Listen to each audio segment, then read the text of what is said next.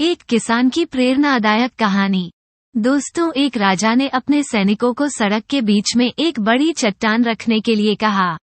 चट्टान को बीच सड़क में रखवाकर राजा ने अपने सैनिकों से छुपकर उस चट्टान पर नजर रखने के लिए कहा कि देखना उस चट्टान को रास्ते से कौन हटाता है। लोग उस जगह पर आते रहे और जाते रहे, लेकिन किसी ने भी उस चट्टान को रास्ते से हटाने की कोशिश नहीं की।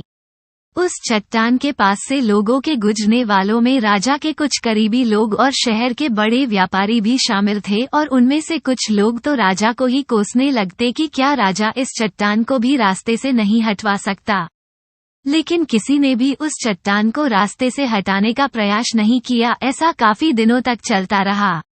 एक दिन एक किसान अपनी सब्जियों के साथ उधर से गुजर रहा था। उसने चट्टान को रास्ते में पड़े देखा और सोचा कि सबको इस चट्टान की वजह से कितनी तकलीफ हो रही है। उसने अपनी मजबूत लाठी से उस चट्टान को एक तरफ धकेलने की कोशिश शुरू कर दी। काफी कोशिश के बाद वो उसे सड़क से हटाने में कामयाब हो गया।